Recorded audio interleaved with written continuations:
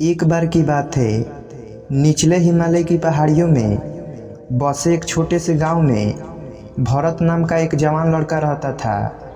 भरत अपने गुस्सैल स्वभाव और शांत मन के लिए पूरे गांव में प्रसिद्ध था।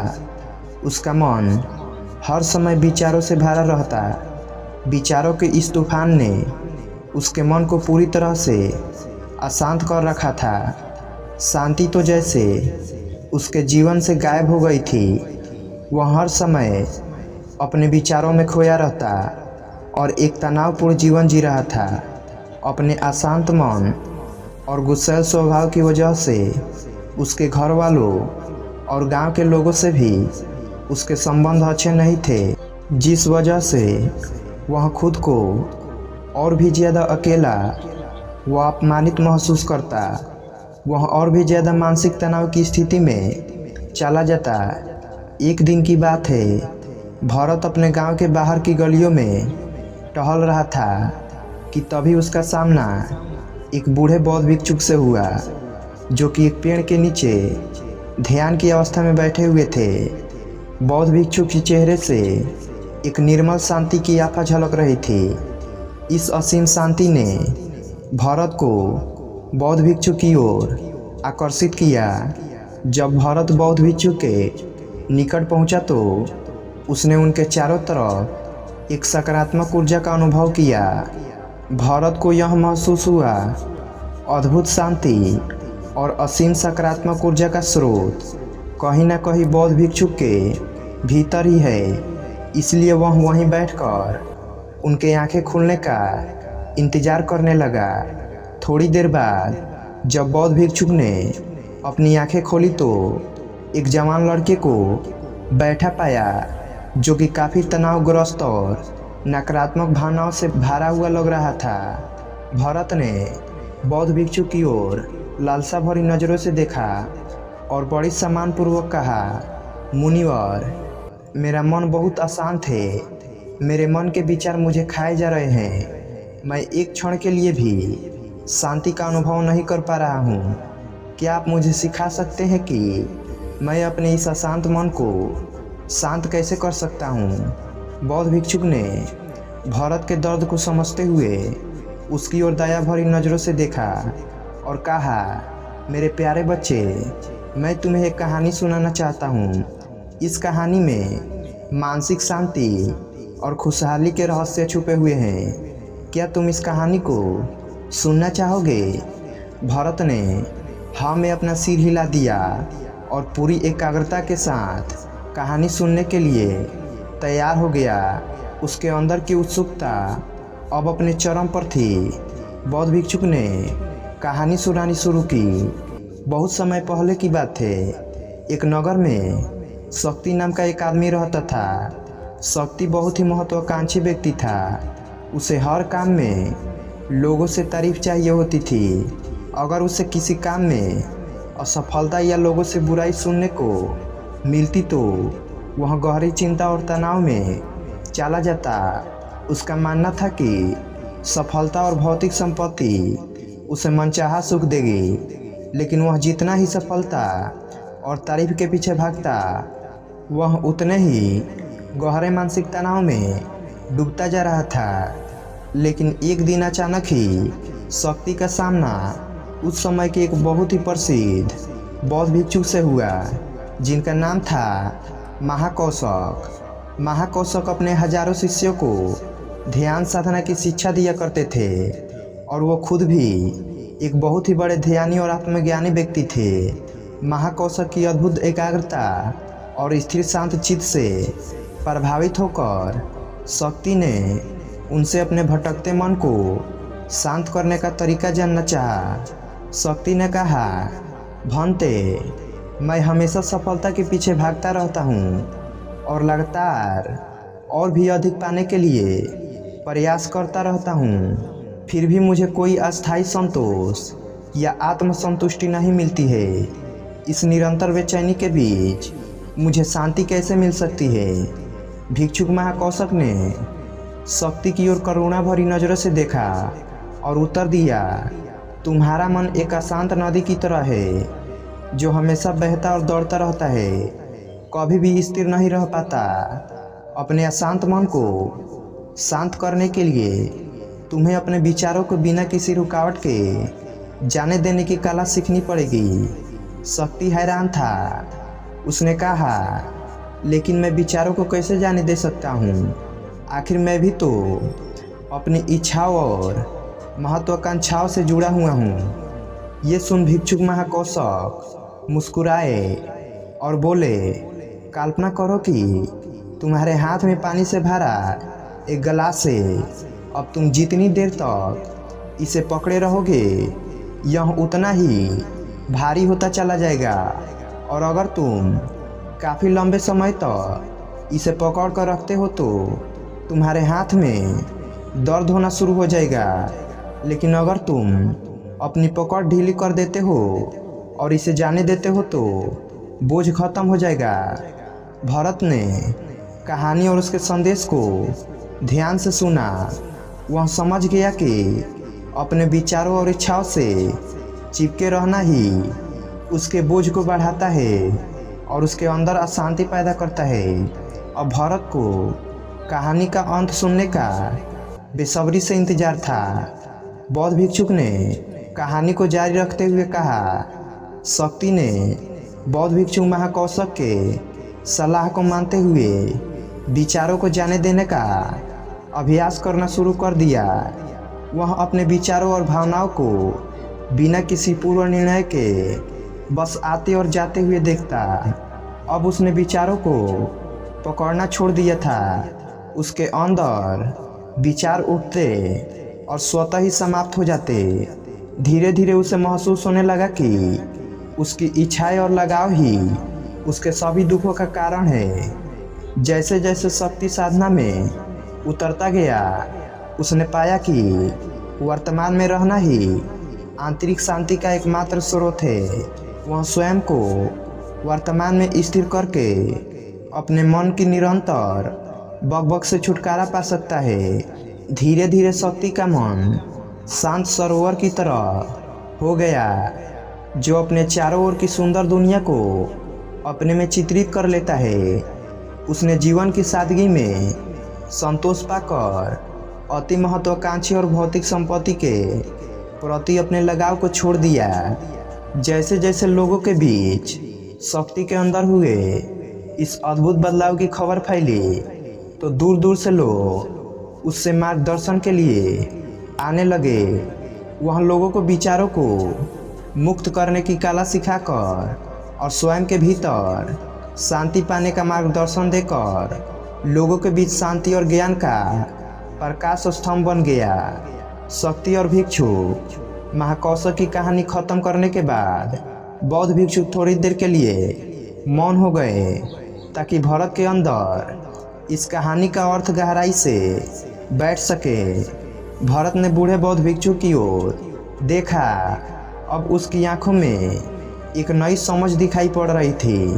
भरत ने धीमी आवाज में फिर एक प्रश्न किया, मुनिवर, मुझे इस कहानी में ज्ञान दिखाई पड़ा, लेकिन मैं इस कहानी की शिक्षा को अपने जीवन में कैसे लागू कर सकता हूँ? मैं अपने अशांत मन को कैसे शांत कर सकता हूँ? भरत के इस ईमानदारी भरे प्रश्न पर बौद्ध भिक्षुक गर्मजोशी से मुस्कुराए और फिर बोले, अशांत मन को शांत करने का प्रयास आत्म जागरूकता से शुरू होता है। अपने अंदर उठने वाले विचारों को देखने के लिए हर दिन कुछ समय निकालो। वो भावनाएं जो तुम्हारे मन को उत्तेजित करती है, उन पर ध्यान दो। देखो कि वो कैसे आते हैं और आकाश में गुजरने वाले बादलों की तरह चले जाते हैं। भरत ने अपनी आंखें बंद कर ली और बौद्ध भिक्षु के बताए अनुसार अपने विचारों का अवलोकन करना शुरू कर दिया। जैसे ही उसने अपने अंदर उठने वाले विचारों पर ध्यान देना शुरू किया, उसे महसूस हुआ कि उसके भीतर चिंताओं, निर्णयों और इच्छाओं की निरंतर धारा बह रही है। केवल इस एहसास ने ही उसे एक अद्भुत शांति का एहसास करवाया। उसे यह भी एहसास हुआ कि वह इन सभी विचारों और भावनाओं से अलग है। बौद्ध भिक्षु ने आगे कहा, जैसे शक्ति ने खुद को हर तरह के लगाव और अशक्ति से अलग कर दिया था, उसी तरह से तुम भी अपने मन को परेशान करने वाले विचारों और भावनाओं को खुद से मुक्त करने का अभ्यास विकसित कर सकते हो। जैसे ही विचार उन्हें बिना किसी पूर्व निर्णय के स्वीकार करो और फिर धीरे धीरे उन्हें जाने दो और वर्तमान क्षण पर अपना ध्यान केंद्रित करो। लेकिन मुनिवर, भरत ने बीच में ही रोकते हुए कहा, क्या होगा अगर विचार और भावनाएं इतनी मजबूत है कि वो बनी रहे और मन को छोड़ने से ही इनकार कर दे। बौद्ध भिक्षु ने भरत की बात पर सहमति जताते हुए सिर हिलाया और कहा, ऐसे कई मौके आएंगे जब तुम्हारे मन में विचारों का भवंडर चल रहा होगा, जब तुम्हारा मन तुम्हारे बिल्कुल भी नहीं सुनेगा। तो ऐसे समय में तुम्हें अपनी सांसों की ताकत पर विश्वास रखना होगा। बौद्ध भिक्षुक ने एक बार फिर भरत को अपनी आंखें बंद करके अपने पेट के फूलने और पिचकने को महसूस करते हुए अपनी सांसों पर ध्यान केंद्रित करने के लिए कहा।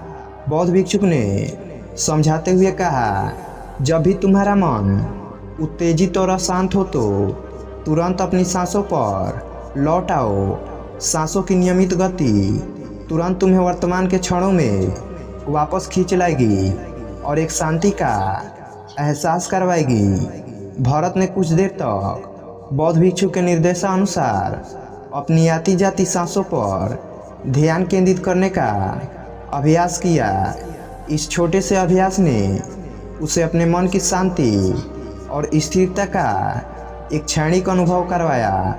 उसे समझ आ गया कि यह सांसें तो हमेशा उसके साथ थी, जो वर्तमान क्षण की निरंतर याद दिलाती है, सांत्वना और शांति प्रदान करती है।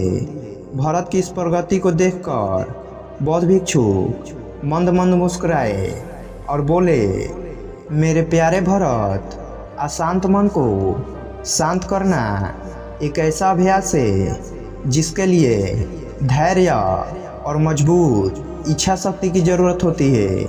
जैसे निरंतर व्यायाम से मांसपेशियां मजबूत होती है, वैसे ही नियमित अभ्यास से मन भी शांत होता है। भरत ने स्वीकृति में अपना सिर हिलाया और इस अनमोल मार्गदर्शन के लिए बौद्ध भिक्षु का धन्यवाद करते हुए उन्हें ये वचन दिया कि मैं आज से ही अपने मन को शांत करने का, अशक्तियों को छोड़ने और अपने भीतर शांति पाने की इस यात्रा पर निकल पड़ूंगा। बौद्ध भिक्षु ने भरत के कंधे पर हाथ रखा और कहा, मुझे तुम्हारी काबिलियत पर पूरा भरोसा है कि तुम बहुत ही जल्द अपने मन की शांति को खोज लोगे। लेकिन याद रहे, यह रास्ता इतना आसान नहीं होगा, लेकिन अगर तुम दृढ़ इच्छा शक्ति और खुले दिल से प्रयास करोगे तो तुम जरूर उस शांति को खोज लोगे जो तुम्हारे भीतर है। उस दिन से भरत ने अपने अशांत मन को शांत करने के अभ्यास के लिए खुद को प्रतिबंधित किया और हर दिन ध्यान करने के लिए एक अलग समय निर्धारित किया। उसने अपने मन में उठने वाले विचारों को बिना किसी रोक टोक के जाने दिया और अपने श्वास के माध्यम से खुद को वर्तमान में रखने का प्रयास किया। धैर्यपूर्वक अभ्यास करते हुए समय के साथ भरत ने खुद के अंदर गहन परिवर्तन का अनुभव किया। जैसे जैसे साल बीतते गए, भरत को गांव में शांति और ज्ञान के स्रोत के रूप में जाने जाने लगा। गांव के लोग अपने अशांत मन को शांत करने के लिए भरत के पास मार्गदर्शन लेने आते। भरत ने जीवन की भागदौड़ के बीच दूसरों को आंतरिक शांति पाने में मदद करते हुए बौद्ध भिक्षु की शिक्षाओं और आत्म जागरूकता की शक्ति को साझा किया। इसके साथ ही उसने लोगों को अपने विचारों को मुक्त करने और स्वास्थ्य पर ध्यान केंद्रित करने की कला सिखाई। इस तरह वह गांव काफ़ी फला फूला। वहाँ के निवासियों ने एक स्थिर और शांत मन के अमूल्य उपहार की खोज की। बौद्ध भिक्षु की शिक्षा और भरत के द्वारा कराए जा रहे अभ्यास के माध्यम से विचारों को जाने देने और वर्तमान में रहने की कला दूर दूर तक फैल गई, जिसने कई लोगों के जीवन को बदल कर रख दिया। जैसे जैसे और समय बीता, अशांत मन को शांत करने की भरत की यात्रा एक जोरदार प्रभाव उसके गांव की सीमाओं की बाहर भी फैला। पड़ोस के गांव और शहरों के लोग जब भरत के इस जादुई बदलाव की कहानी सुनते हैं तो वह उससे सलाह लेने उसके पास चले आते। भरत उन लोगों के लिए आशा की किरण बन चुका था जो अपने मन को बोझ तले खुद को दबा हुआ महसूस कर रहे थे। भरत की शिक्षाएं सिर्फ सामूहिक प्रवचनों और ध्यान सत्रों तक ही सीमित नहीं थी, बल्कि वह रोजमर्रा के कामों को जागरूकता के साथ करने पर ज़्यादा जोर देते थे।